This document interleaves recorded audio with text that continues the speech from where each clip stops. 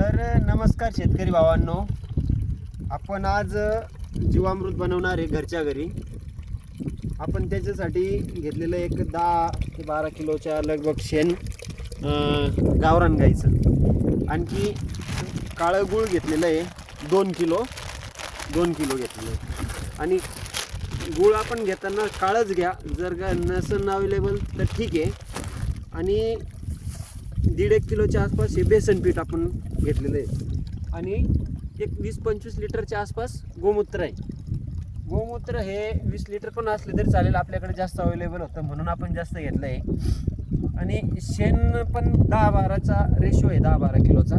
एक 10 किलो पण असेल तुमच्याकडे उपलब्ध तरी चालेल, पण घेताना शेण आपण गाईचंच घ्या आणि शक्य झालं तर गावरान गाईचंच घ्या.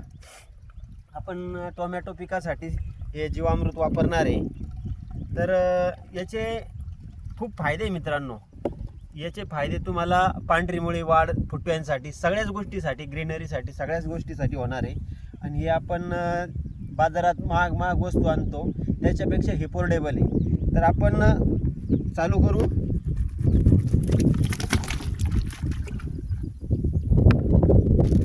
हे शेणखत व्यवस्थित आपण काढून घेतलं याच्यात. त्याच्यानंतर आपण गोमूत्र टाकणार आहे. गोमूत्र गाईचंच आणा आणि गावरान गाईचंच असलं तर बेटर.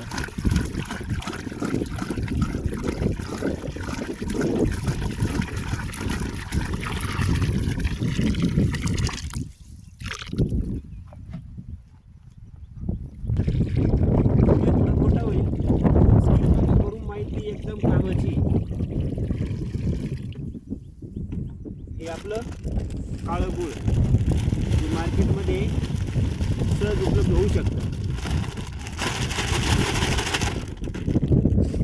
हे आपलं बेसन पीठ घरीच तयार केलं, हरभरा होता आपला, तुम्ही दुकानातून घेऊ शकता.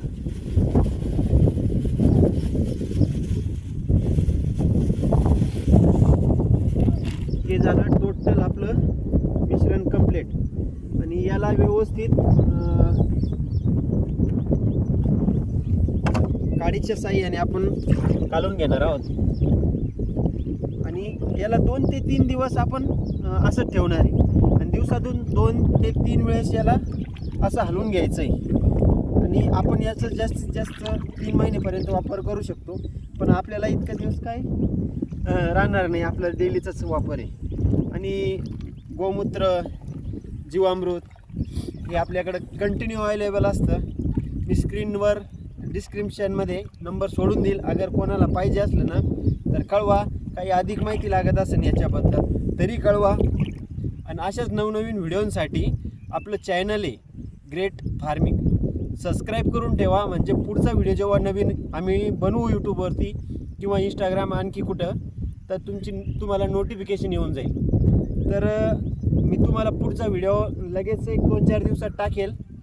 तोपर्यंत तुम्ही सबस्क्रिप्शन करून ठेवा म्हणजे नोटिफिकेशन येऊन जाईल. ओके. जय जवान जय किसान.